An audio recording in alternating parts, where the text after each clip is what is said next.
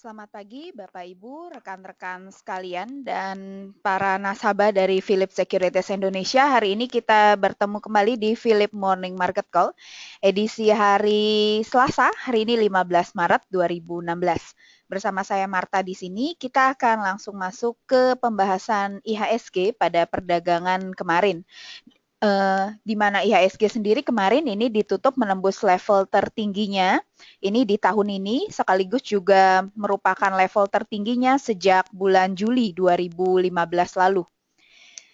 Sementara untuk hari ini sendiri, ini dengan market US dan juga market Asia yang pagi ini dibuka flat, cenderung mengalami cenderung mix, ini kami perkirakan IHSG juga akan bergerak sideways.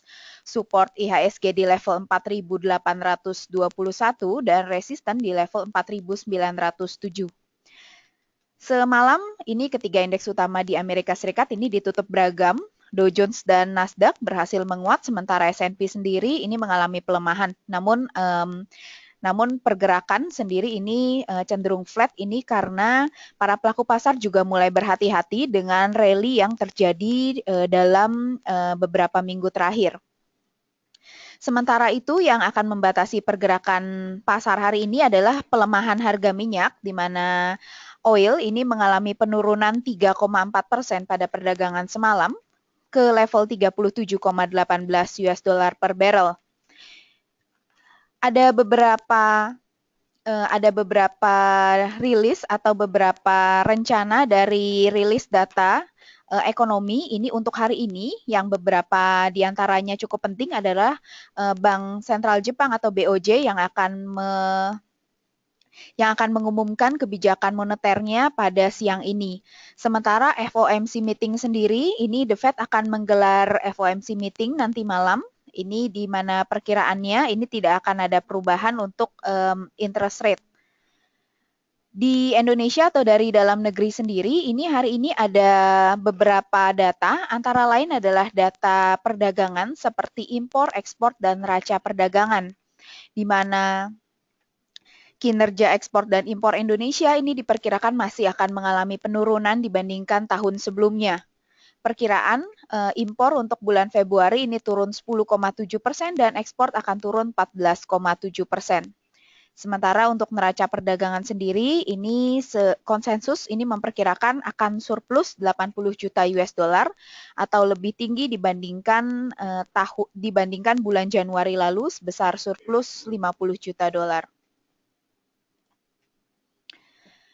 Baik Bapak Ibu, selanjutnya kita masuk ke saham-saham yang bisa diperhatikan pada perdagangan hari ini. Yang pertama adalah saham AKR Corporindo atau AKRA yang membukukan net income atau laba bersih untuk tahun 2015 berhasil naik 27,6% menjadi 1,03 triliun rupiah.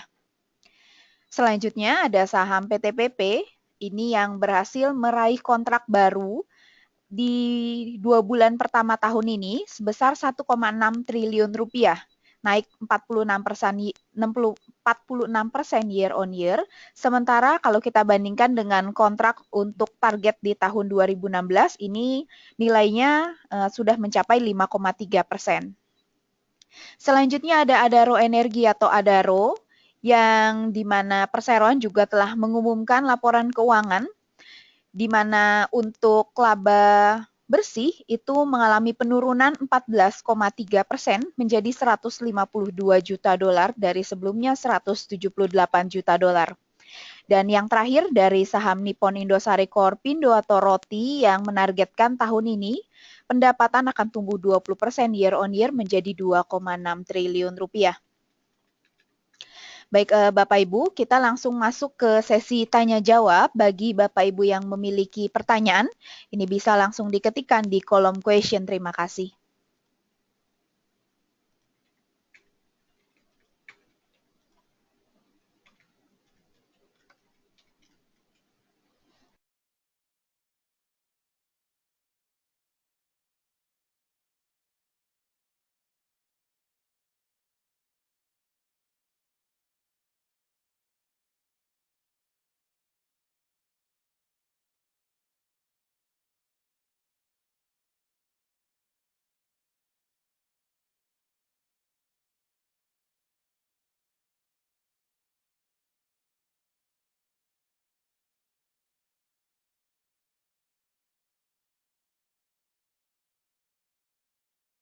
Baik, Bapak Ibu, kami sudah ada beberapa pertanyaan yang masuk. Kami mohon Bapak Ibu untuk tunggu sebentar. Kami akan menjawab pertanyaan-pertanyaan tersebut. Terima kasih.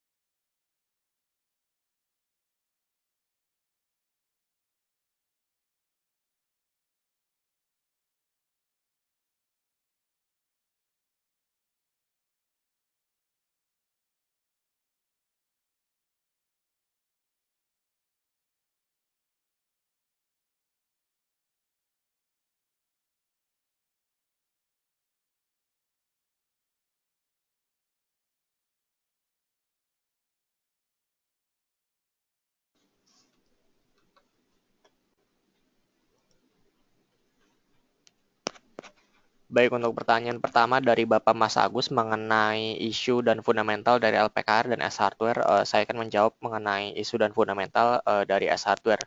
Untuk dari secara isu sendiri belum ada isu-isu yang terbaru dari S Hardware, dan untuk secara fundamental saat ini fundamental dari S Hardware masih cukup solid untuk saat ini, di mana namun untuk kinerja pada tahun 2015 akan mengalami pertumbuhan yang single digit kami perkirakan, dan untuk guidance dari perusahaan sendiri bahwa untuk tahun 2016 penjualan dan net income dari S Hardware ini masih membukukan pertumbuhan yang single digit, berbeda dengan beberapa tahun yang lalu masih membukukan double digit. Namun bisa saja pertumbuhan dari S Hardware ini lebih baik dari perkiraan perusahaan mengingat adanya perbaikan ekonomi yang terjadi di Indonesia. Terima kasih.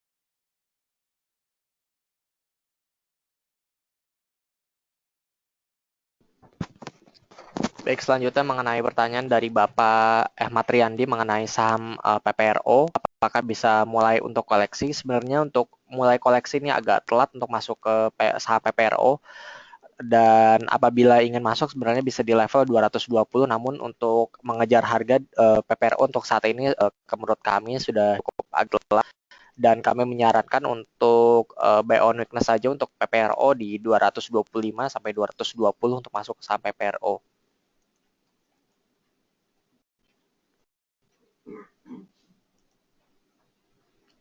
Untuk resistensi sendiri sekarang PPRO berada di level 240. Terima kasih.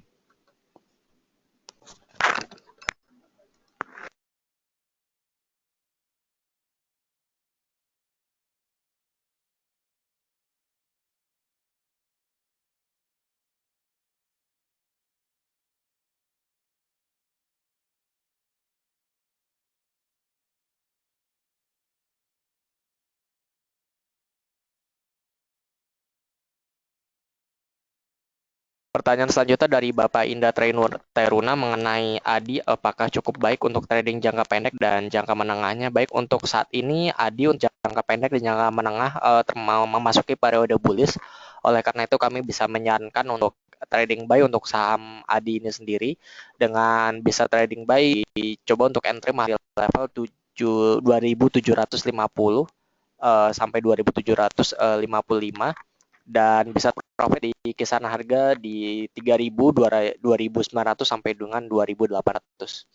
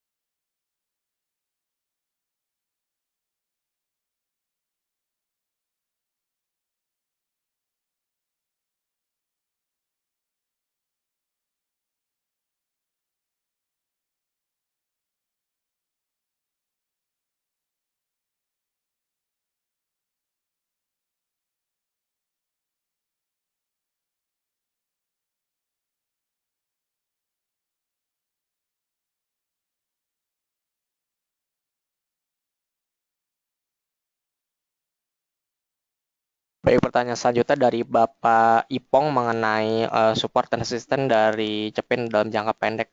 Untuk support sendiri ini Cepin sudah memasuki support baru di mana support sebelumnya di level 3170 dan levelnya support yang baru berada di level 3240.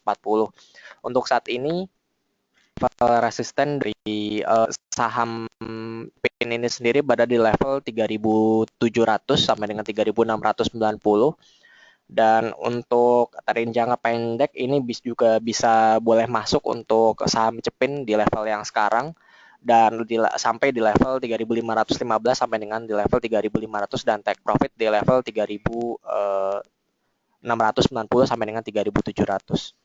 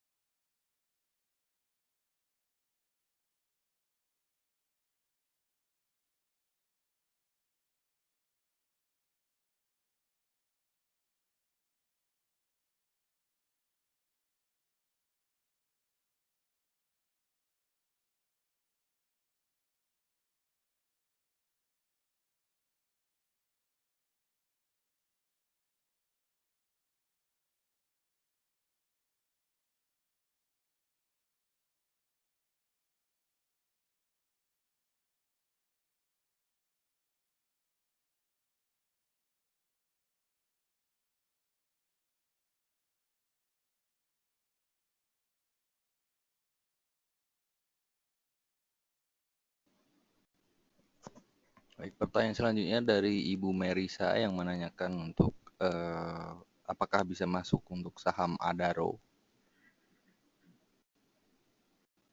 Untuk Adaro saat ini masih tren dalam jangka pendeknya ini masih bullish. Namun jika kita melihat dari indikator stokastik dan MACD ini, histogram MACD sudah menunjukkan penurunan. Jadi saran kami, jika Ibu sudah memiliki saham Adaro sebaiknya dijual terlebih dahulu karena kemungkinan besar untuk beberapa hari ke depan ini saham Adaro menunjukkan koreksi. Jadi saran kami bisa dilepas terlebih dahulu untuk saham Adaro.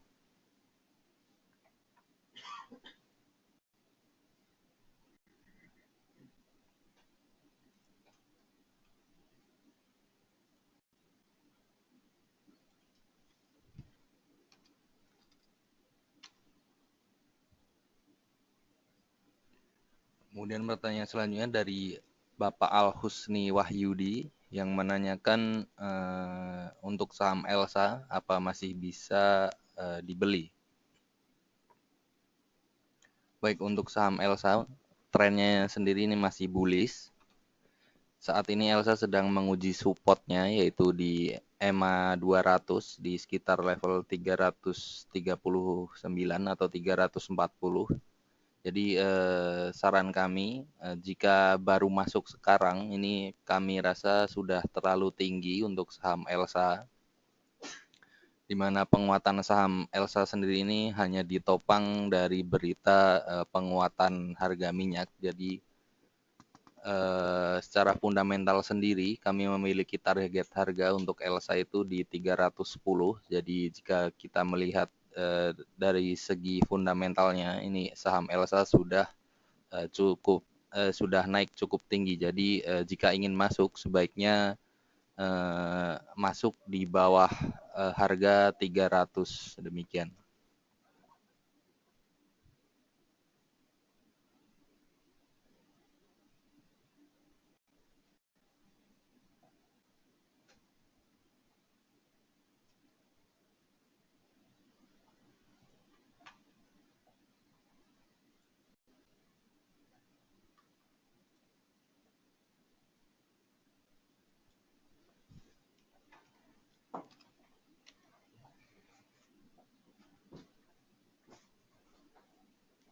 Kemudian pertanyaan selanjutnya dari Bapak Iriandi yang menanyakan mengenai saham Sril. Untuk saham Sril sendiri, tren untuk jangka pendek dan jangka menengah ini masih sideways atau terkonsolidasi. Jadi belum ada tanda-tanda Sril untuk penguatan atau penaikan untuk saham Sril. Jadi kami belum bisa memberikan rekomendasi untuk saham Sril karena trennya sendiri ini juga masih sideways.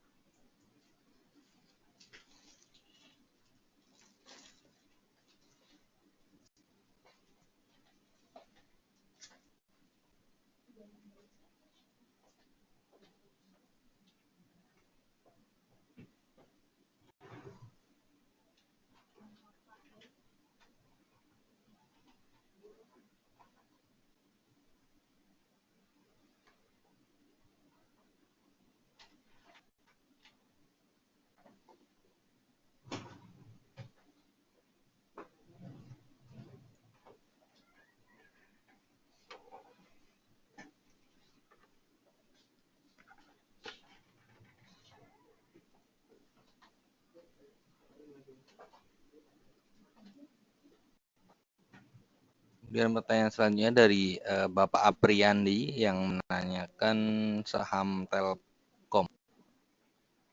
Apakah buy atau di sell?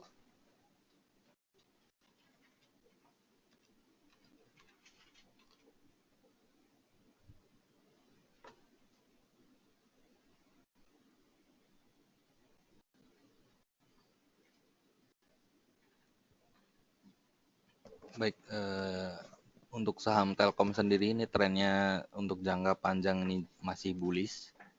Jadi saran kami jika Bapak atau Ibu sudah memiliki saham Telkom ini sebaiknya saran kami ditahan terlebih dahulu untuk saham Telkom.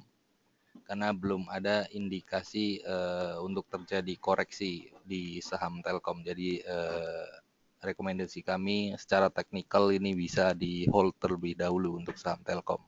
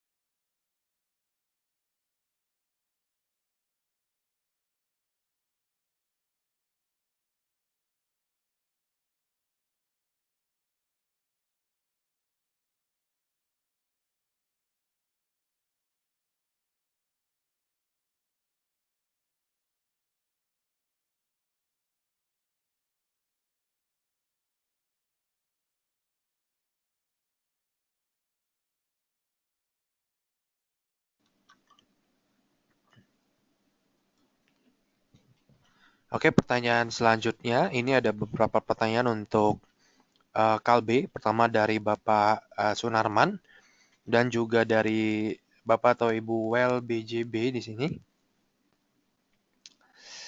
Oke, untuk Kalbe, untuk jangka pendeknya,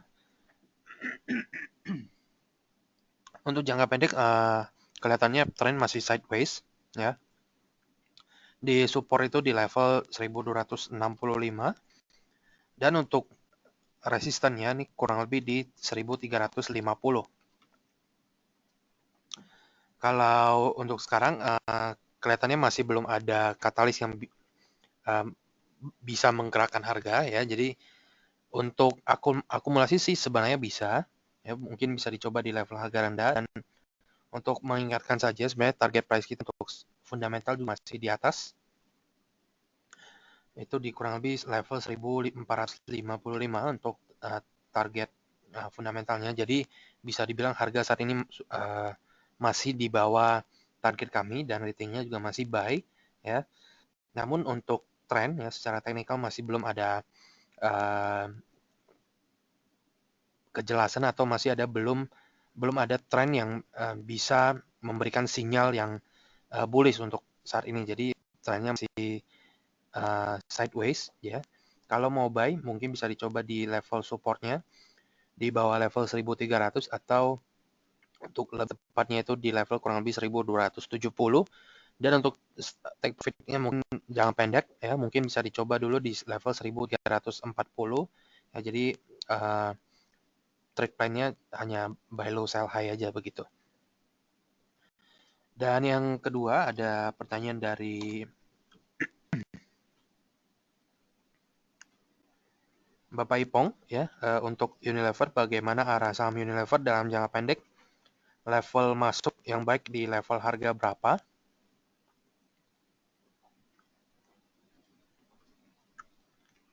Oke, saya rasa yang untuk Unilever ya kemarin juga ada yang menanyakan hal yang sama untuk Unilever dan kemarin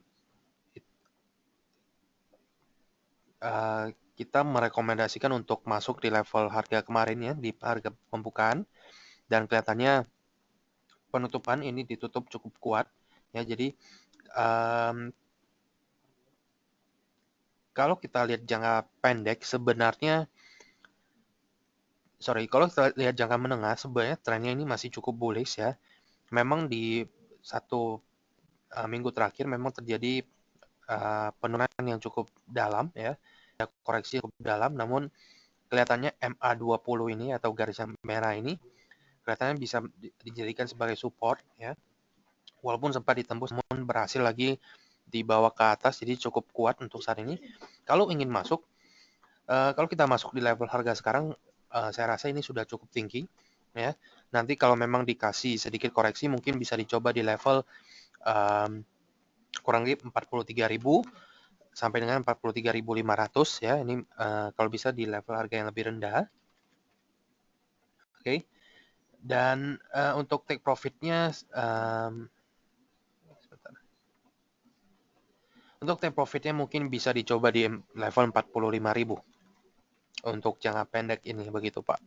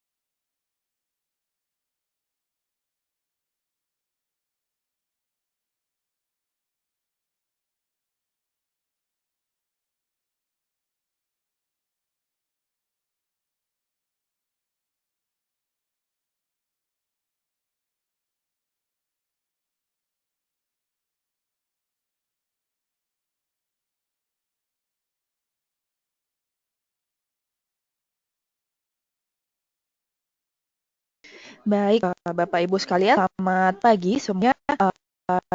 Untuk selanjutnya saya akan menjawab pertanyaan dari Bapak Budi Kurniawan yang menanyakan ada rumor US sedang mengalami krisis carbon dan apakah akan sangat berpengaruh terhadap ekonomi US sendiri.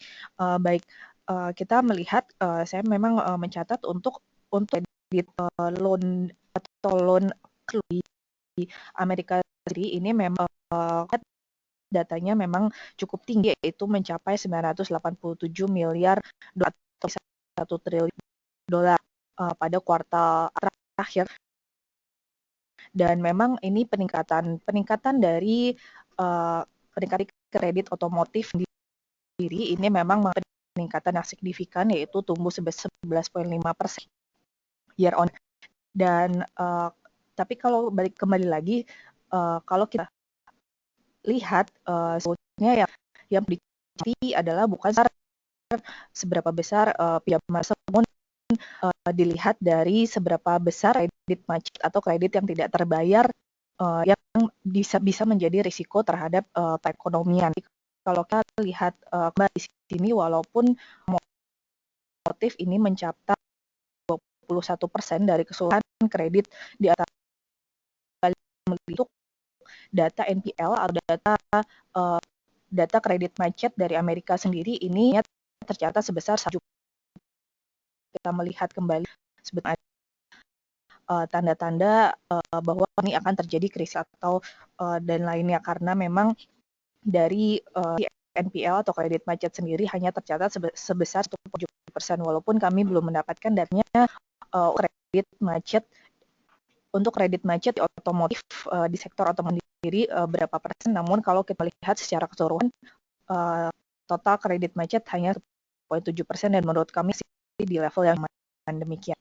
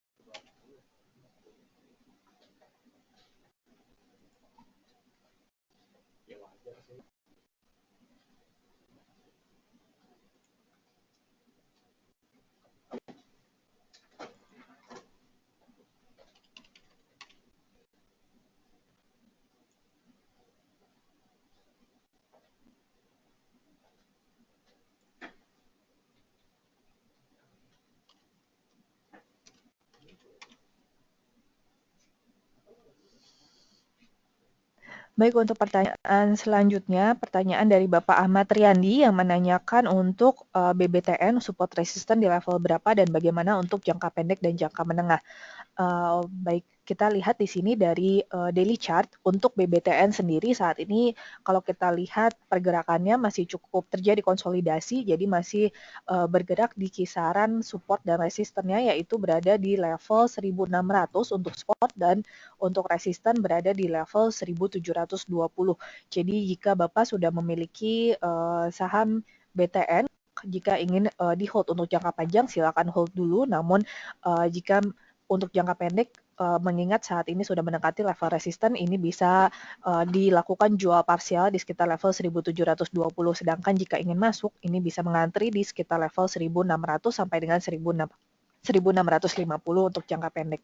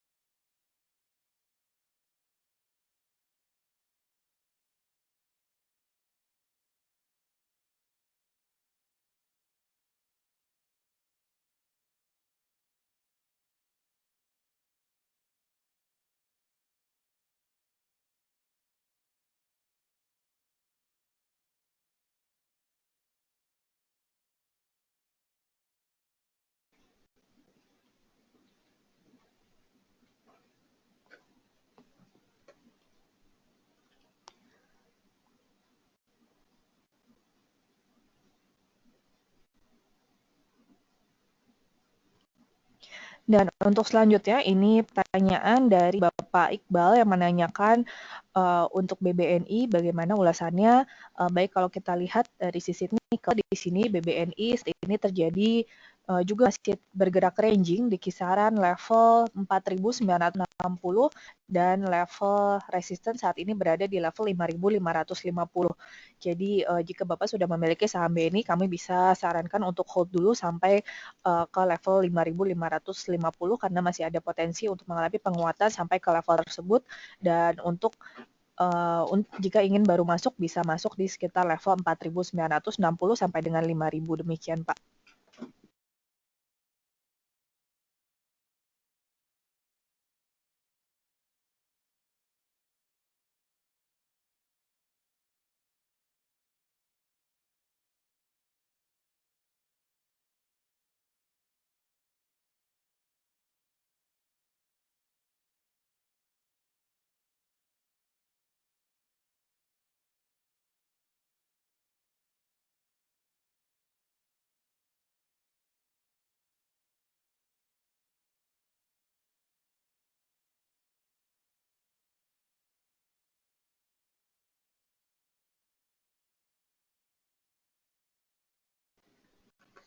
Baik, saya akan mencoba menjawab pertanyaan dari Ibu Irin. Untuk saham roti, bagaimana pergerakan dan support serta resistannya? Oke, coba saya gambarkan trennya dulu.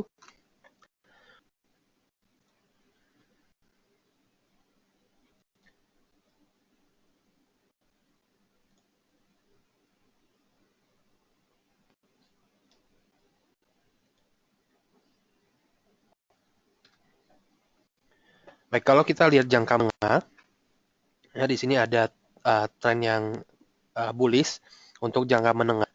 Ya, namun kalau kita lihat untuk hariannya, kelihatannya trennya masih sideways ya. Ini dengan level support kurang lebih ada di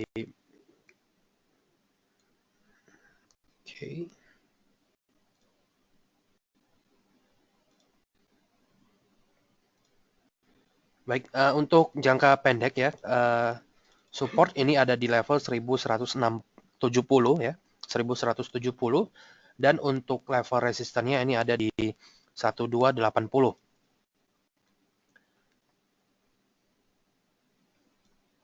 Dan untuk trading plan-nya sebaiknya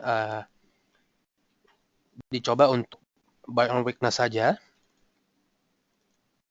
Ya, kalau kita lihat harga sekarang ini di dalam range ini harganya masih di tengah-tengah dan cenderung tinggi ya. Jadi kalau kita masuk di sini ada kemungkinan atau risk to reward-nya ini kurang menarik ya. Jadi risknya masih cukup panjang dan reward-nya hanya sedikit. Kalaupun ingin masuk mungkin sebaiknya dijaga untuk level stop loss-nya. Ini di kurang lebih kalau harga nembus di bawah level 1200 mungkin bisa di cut loss. Dan untuk profit tentu saja untuk jangka pendek ada di level 1280 begitu Bu.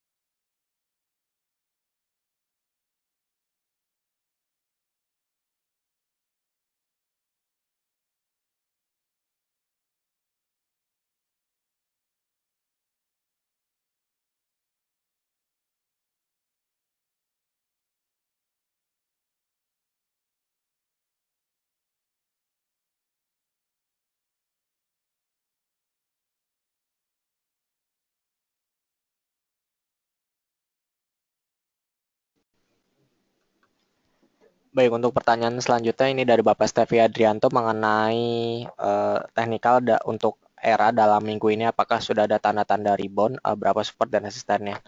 Untuk saat ini nampaknya pergerakan era masih cenderung sideways setelah naik beberapa hari sebelumnya. Ini rentang harganya berada di level 720 sampai dengan di level 800.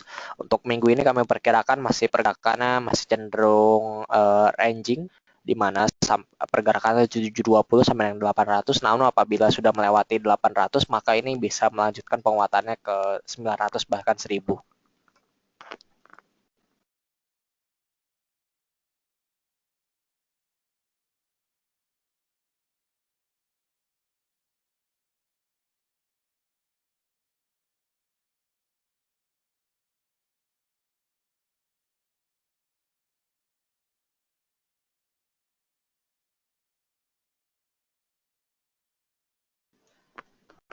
Baik, untuk pertanyaan selanjutnya dari Bapak Mike mengenai saham Tele, apakah bisa diakumulasi lagi jika sudah punya di harga 738? Untuk saham Tele ini bisa dicoba untuk akumulasi lagi, mengingat saat ini untuk resisten masih cukup jauh di 840 sampai dengan 800.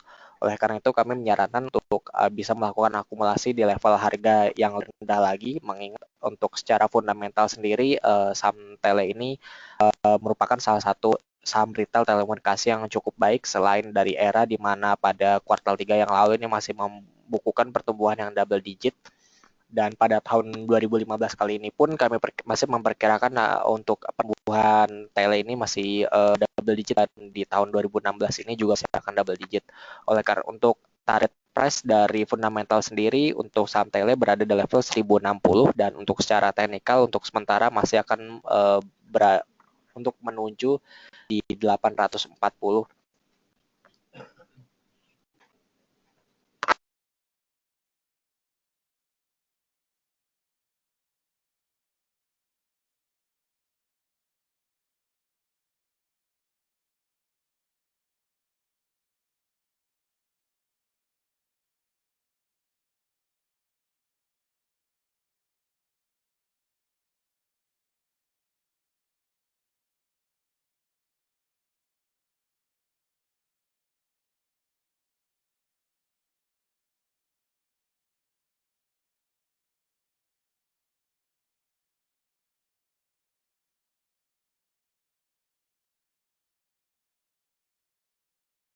Baik, pertanyaan selanjutnya ini pertanyaan dari Ibu Merisa Rusli untuk saham LPKR. Jadi kami mohon maaf Bu, karena saham LPKR ini sudah dibahas oleh Pak Jimmy pada sesi kemarin pada Philip Smart Trader Forum, maka kami tidak akan mengulangi untuk saham LPKR. Terima kasih.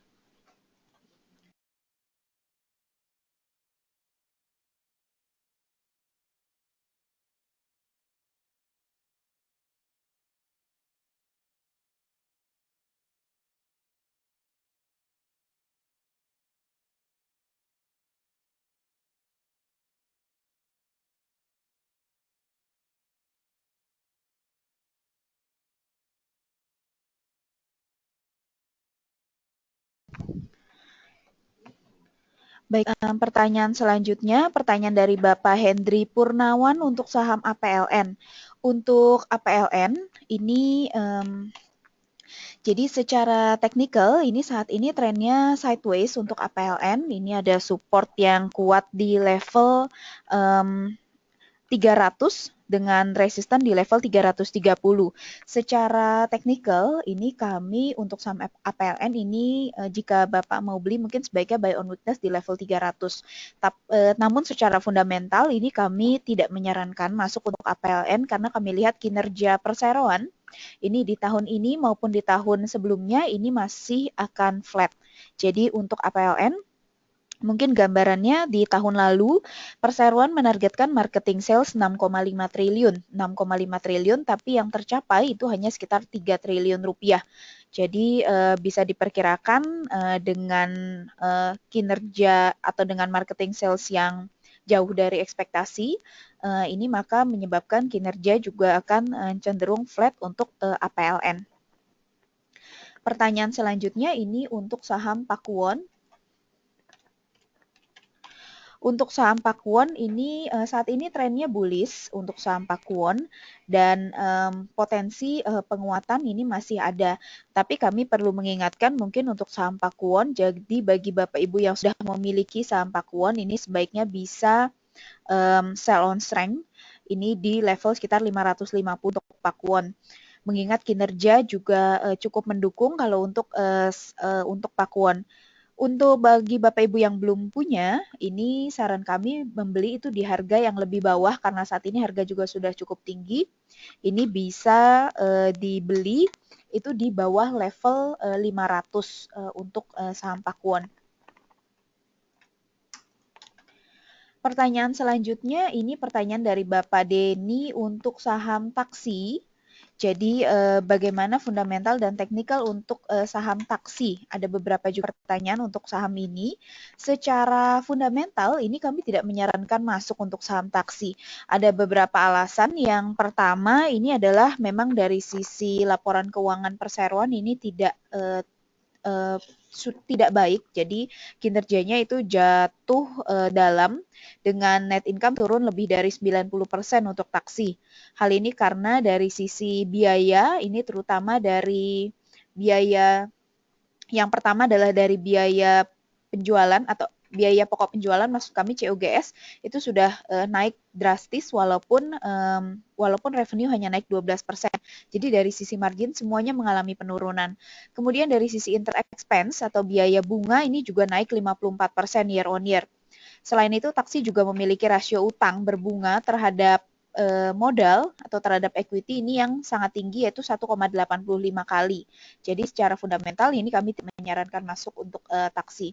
Secara teknikal kami rasa memang saat ini sudah kalau kita lihat di sini sudah mengalami kenaikan dan secara jangka pendek ini bullish, tapi saran kami lebih hati-hati untuk saham taksi karena mengingat juga tidak didukung oleh fundamental.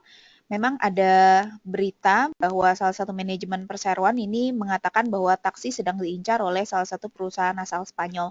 Namun sekali lagi bahwa karena ini sifatnya masih spekulatif, jadi saran kami lebih berhati-hati untuk saham taksi. Terima kasih.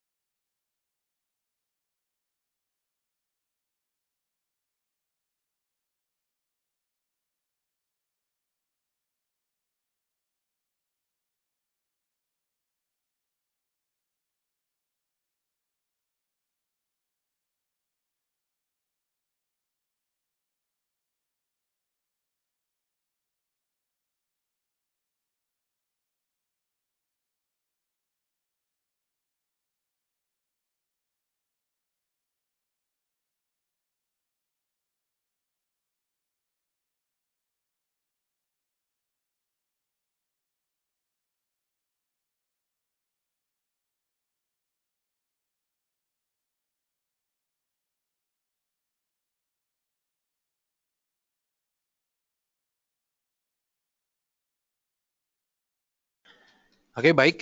Mungkin pertanyaan terakhir sebelum kita akhiri untuk sesi PMMC pada pagi ini. Ada pertanyaan dari Bapak Bernan untuk Aisyah. Ya, kalau kita lihat Aisyah saat ini masih bearish ya, dan masih sideways ya, dan sideways-nya itu masih kelihatannya masih cukup panjang ya, jadi masih belum ada tanda-tanda untuk penguatan. Ya, kelihatan juga pasar masih menunggu untuk rilis laporan keuangan apakah kinerja pada tahun 2015 ini cukup bisa meyakinkan investor bahwa perusahaan ini memang perusahaan yang cukup berkembang dan bisa maintain pertumbuhan mereka secara berturut-turut ya. Jadi kita masih menunggu laporan keuangan untuk Aisyah sendiri dan kemungkinan besar dijadwalkan akan dirilis pada akhir bulan ini. Jadi dengan itu ya kita masih melihat dalam jangka pendek ini, jadi trennya itu masih cukup sideways. Untuk support ini kelihatannya 1200 cukup bagus dan untuk resistennya ada di 1280. Oke. Baiklah, demikian Bapak Ibu untuk sesi PMMC pada pagi ini. Kita akhiri dulu untuk PMMC-nya. Dan tentu saja kami mohon maaf untuk Bapak Ibu yang pertanyaannya belum bisa kami jawab ya, berhubung kendala waktu kami harus mengakhiri dan kembali kami mengundang Bapak Ibu untuk mengikuti sesi PMMC pada esok hari pada jam yang sama. Untuk itu selamat pagi dan happy trading.